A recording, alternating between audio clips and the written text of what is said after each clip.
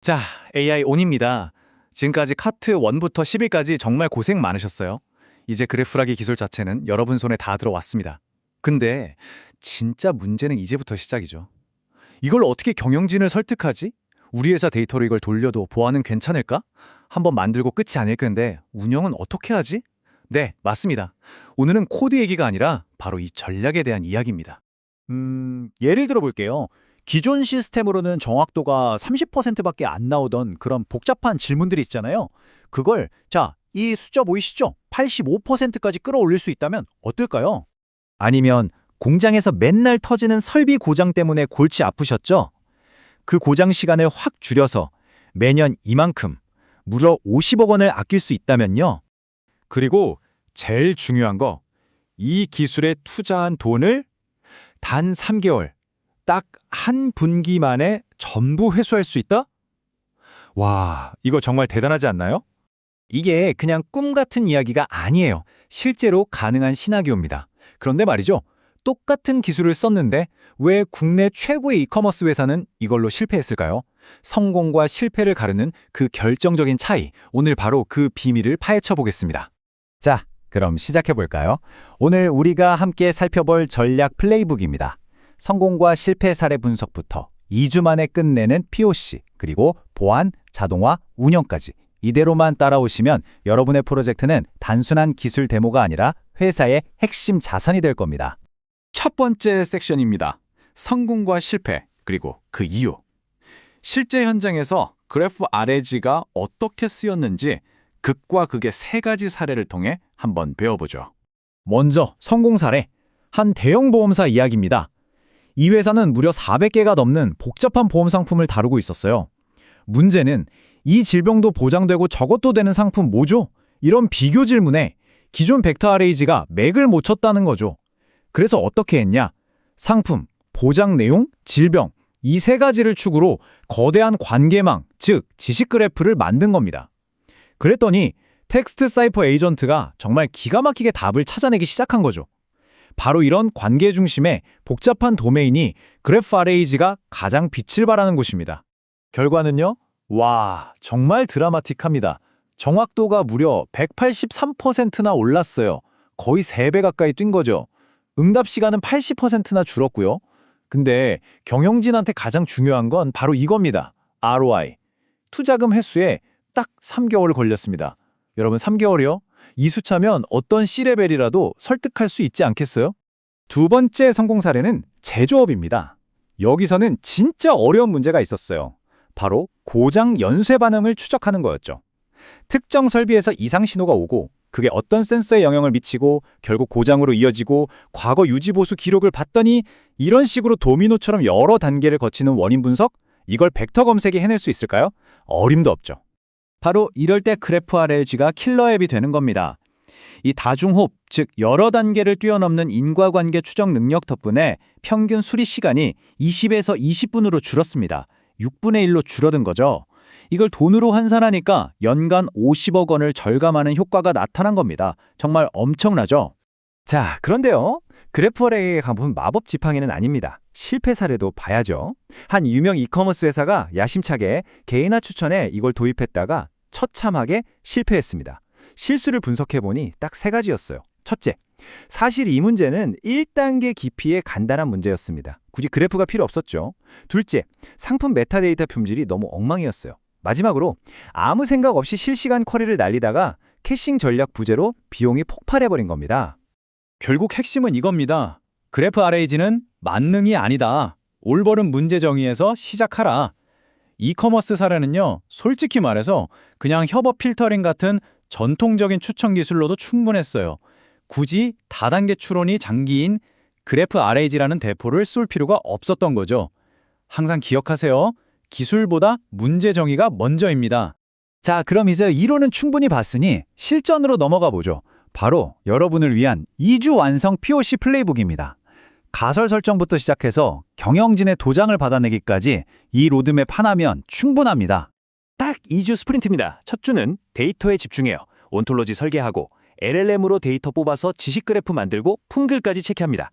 그리고 둘째 주에는 검색 에이전트를 만들고 하이브리드 검색까지 붙여서 마지막엔 RAGAS 같은 툴로 성능을 딱 평가해서 보고서까지 완성하는 거죠. 그런데 여기서 정말 중요한 게 있습니다. 코드 한 줄 짜기 전에 반드시 이걸 해야 합니다.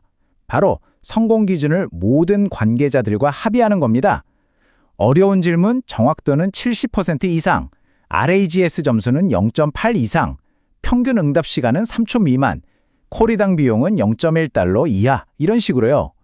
이걸 미리 정해놓지 않으면 나중에 꼭 이 정도면 잘 된 거 아니냐는 식의 소모적인 논쟁이 벌어지거든요. 자, 그리고 폭이 성공적으로 끝났어요. 경영진 보고는 어떻게 할까요? 무조건 원페이지 보고서입니다. 딱 한 장이에요. 우리가 어떤 문제가 있었고, 백그라운드, 어떻게 해결했고, 솔루션, 그래서 숫자가 어떻게 나왔고, 리서치. 이걸 돈으로 환산하면 얼마의 가치가 있는지, ROI, 그리고 앞으로 뭘 할 건지, 넥스트 스텝스. 이 순서대로요. 복잡한 기술 얘기는 전부 부록으로 빼세요. 경영진은 숫자와 ROI만 봅니다. 좋습니다. POC도 성공하고 경영진의 승인도 받았어요. 이제 진짜 프로덕션으로 가야죠. 하지만 여기서 가장 까다로운 문제기가 기다리고 있습니다. 바로 보안입니다. POC가 아무리 잘 됐어도 데이터 보안을 증명하지 못하면 한 발짝도 더 나아갈 수 없습니다. 개인정보, 즉 PII를 다룬다면 이 3중 방어막은 협상의 여지가 없습니다. 무조건입니다. 첫째, LLM의 데이터를 보내기 전에 김철수를 환자 A로 마스킹. 둘째, 니오포제이에 저장할 땐 AS 암호화. 셋째, 니오포제이 RBAC로 역할별 접근 통제. 이 중 하나라도 빠지면 프로덕션은 절대 불가입니다. 거기서 더 나아가야 합니다. 니오4j 엔터프라이즈의 RBAC로 컨설턴트 역할은 제품 노드만 조회 가능하게 하는 식으로 아주 세밀하게 제어하고요. 패브릭 기능을 쓰면 아예 법무팀 데이터랑 재무팀 데이터를 물리적으로 분리할 수도 있습니다. 그리고 감사 로그는 무조건 남겨야 해요. 모든 쿼리 기록을 일라스틱 서치나 스플렁크로 보내세요. 이거 GDPR 30조 같은 규정 때문에 법적으로도 필수입니다. 안 하면 컴플라이언스 문제 터집니다. 자, 가장 큰 산이었던 보안을 넘었습니다. 그럼 이제 이 지식 그래프를 어떻게 지속 가능하게 또 자동으로 업데이트하고 발전시킬 수 있을지, 즉 CI/CD에 대해 알아보겠습니다. 서비스를 운영하다 보면 스키마를 바꿔야 할 때가 무조건 오죠. 이때 기존 앱이 죽으면 안 되잖아요. 그래서 쓰는 전략이 세 가지입니다. 프로덕트 V1이랑 프로덕트 V2를 같이 운영하는 버저닝 방식, 아니면 절대 기존 속성은 지우지 않고 추가만 하는 에디티브 방식, 아니면 아예 V1에서 V2로 데이터를 변환하는 마이브레이션 스크립트를 짜는 방법이 있습니다. 그리고 지식 그래프를 항상 최신으로 유지해야 하는데 매번 전체 데이터를 다시 구축하는 건 너무 비효율적이죠. 그래서 증분 업데이트 파이프라인을 만드는 겁니다. 에어플로우 같은 툴로요. 변경된 것만 감지해서 추출하고 MEIG로 업데이트하고 필요 없는 건 지우고 마지막으로 품질 검증까지. 이 파이프라인을 매일 새벽 2시에 딱 돌려넣으면 우리 KOG는 항상 최신 상태를 유지하는 거죠. 코드에 CI/CD가 있듯이 지식 그래프에도 품질 게이트가 있어야 합니다. 업데이트를 했는데 노드 수가 갑자기 30% 넘게 변동한다. 배포 차단. 연결 끊긴 고화 노드가 10%가 넘는다. 배포 차단. 스키마가 안 맞는다. 당연히 차단. 이런 자동화된 게이트가 있어야 잘못된 데이터가 프로덕션으로 흘러들어가는 대참사를 막을 수 있습니다. 코드만큼이나 데이터도 엄격하게 관리해야 합니다. 자, 드디어 마지막 관문, 모니터링과 운영입니다. 프로덕션에 배포했다고 끝이 아니죠? 이제부터 시작입니다. 깜깜이로 운영할 순 없잖아요. 우리 시스템이 지금 잘 돌아가고 있는지 한눈에 볼 수 있는 계기판, 즉 대시보드가 반드시 필요합니다. 보통 그라파나 같은 걸로 대시보드를 만들죠. 지금 노드랑 관계수가 얼마나 되는지, 쿼리 응답 속도는 괜찮은지, 특히 P99 레이턴시가 튀진 않는지, 그리고 제일 무서운 API 비용은 얼마나 나오고 있는지, KG 품질 점수는 잘 유지되고 있는지, 이런 핵심 지표들을 실시간으로 딱 봐야 합니다. 그리고 대시보드만 쳐다보고 있을 순 없잖아요. 이상 신호가 잡히면 자동으로 알림이 와야죠. 예를 들어 KG 품질 점수가 80% 밑으로 떨어졌다? 바로 슬랙으로 크리티컬 알림. P95 레이턴시가 10초를 넘었다? 크리티컬 알림. 하루에 API 비용이 $100를 넘었다? 이건 워닝 알림. 이런 식으로요. 사용자가 불편을 느끼기 전에 우리가 먼저 알고 조치하는 게 프로다운 운영입니다. 네, 여기까지입니다. 파트 1부터 11까지는 기술의 영역이었다면 오늘 파트 12는 전략의 영역이었습니다. 어떻게 POC를 하고 보안을 챙기고 CI/CD와 운영까지 자동화해서 그래프 RAG를 단순한 기술 데모가 아니라 진짜 돈을 버는 엔터프라이즈 솔루션으로 만드는지 그 전체적인 플레이북을 함께 봤습니다. 이제 다음 시간에는 이 모든 것을 하나로 합치는 대망의 최종 캡스톤 프로젝트로 찾아뵙겠습니다.